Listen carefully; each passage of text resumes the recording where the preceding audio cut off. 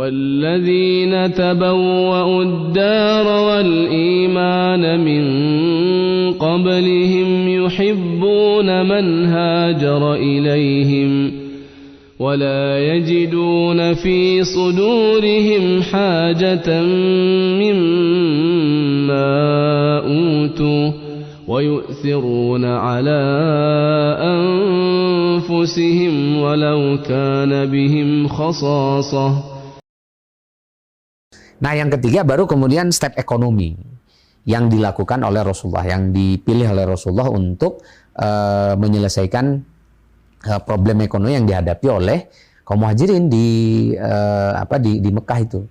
Nah, step yang ketiga ini adalah pertama Rasulullah SAW bersikap realistis ya terhadap situasi yang sedang dihadapi itu. Masalah yang dihadapi oleh umat Islam waktu itu kan ada yang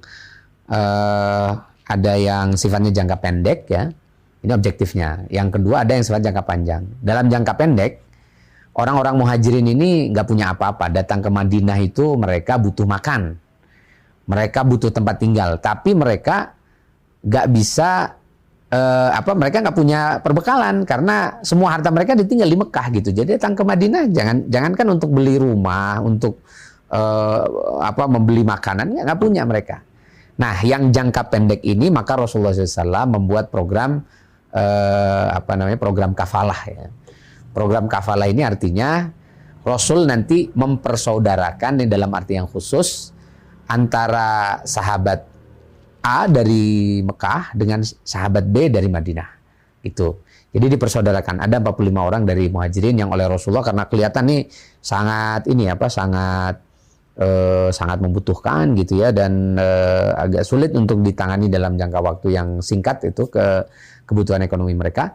Nah, mereka pertama orang-orang yang dipersaudarakan ini, orang-orang muhajirin yang dipersaudarakan dengan orang Ansor, maka orang Ansor ini berkewajiban untuk pertama memberikan bantuan makanan yang harus segera bisa dimakan ya oleh orang-orang muhajirin yang datang itu. Kemudian yang kedua, mereka harus menyediakan rumah. Nah, itu yang disebut di Quran, waladina tabawu'ud daro. Orang-orang yang menyiapkan rumah untuk orang-orang muhajirin yang datang ke Madinah itu. Nah, ini oleh Rasulullah SAW dilakukan program ini yang orang-orang yang secara khusus ya dimuakhadkan oleh Rasulullah SAW. Ada lagi nanti ya setelah kelihatan kan di Madinah juga orang muhajirin itu orang Ansor itu nggak semuanya kaya gitu. Jadi pilih hanya 45 itu. Jadi mengkafil orang-orang yang betul-betul penting lah untuk dikafil, terutama karena posisi dan kehormatan mereka. Nah, dengan cara dikafil begitu, mereka bisa ditampung di rumah-rumahnya kaum Ansor sampai mereka nanti punya rumah sendiri, kemudian diberi makan seperti biasa. Itu jangka pendek itu yang dilakukan Rasulullah yang pertama. Yang kedua, nanti ada orang-orang yang setelah masa mu'akhad ini, bahkan masih sebelum masa mu'akhad, masih pada masa mu'akhad juga ada lagi gelombang-gelombang kaum muhajirin yang datang sendiri, misalnya bujangan atau apa gitu, yang itu kemudian oleh Rasulullah SAW difikirkan untuk ditampung. Nah, ditampungnya itu di pelataran masjid dekat rumah Rasulullah SAW. Jadi nempel di masjid itu Rasulullah memerintahkan para sahabat untuk memperluas atapnya supaya bisa digunakan untuk tempat tinggal, tempat tidur.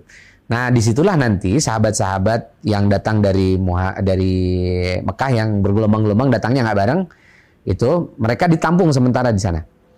Yang ini mereka nanti disebut sebagai ashabus suffah, orang-orang yang mendiami pelataran masjid untuk tinggal sementara di sana.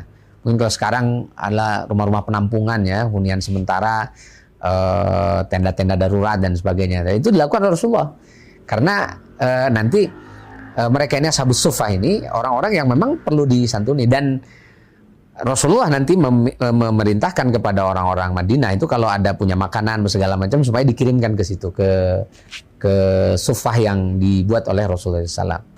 Jadi orang-orang di ashabus suffah itu ya riwayatnya pertama kali itu karena mereka memang datang ke sana nggak punya apa-apa kan gitu, ditampung oleh Rasulullah. Tapi biasanya kalau ada yang sudah punya pekerjaan nanti mereka pindah mencari rumah gitu ya di tempat baru dan seterusnya gitu. Itu yang kedua yang dilakukan Rasulullah SAW. Yang ketiga, Rasulullah SAW kepada sahabat-sahabat yang kelihatan dari Mekah itu perbekalannya cukup gitu ya untuk masih bisa bertahan hanya untuk beberapa waktu. Maka Rasulullah juga menganjurkan supaya sahabat-sahabat Ansor di Madinah yang punya lahan tidur, yang punya lahan kosong, itu untuk memberikan lahan mereka, menyedekahkan lahan mereka untuk dibuat menjadi perumahan-perumahan. Nah, maka para sahabat itu nanti memanfaatkan lahan-lahan kosong miliknya orang-orang muhajirin, orang-orang Ansor ya, untuk dibangun jadi rumah-rumah sehingga nanti mereka punya rumah yang bisa menjadi tempat mereka berteduh. Dan itu juga nanti beberapa sahabat yang tadi sudah dipersaudarakan itu juga ada yang lebih memilih untuk membangun rumah sendiri seperti Abdurrahman bin Auf yang ditawari untuk tinggal di rumah orang yang menampungnya. Abdurrahman hanya tinggal beberapa waktu saja, tapi kemudian dia membangun rumahnya sendiri di Madinah itu, di lahan yang sudah disediakan itu. Nah, coba kita lihat ini dalam konteks yang jangka pendek itu, kesetiakawanan sosial kita menyebutnya begitu, tapi dalam bahasa kita itu namanya ukhuwah ya. Ukhuwah Islamiyah itu diwujudkan dalam bentuk yang konkret, dalam bentuk yang kita melihat bahwa ini adalah sesuatu yang amat luar biasa, bahwa sahabat-sahabat di Ansor ini mereka betul-betul siap untuk mengkafil, menjamin kehidupan orang-orang muhajirin ini.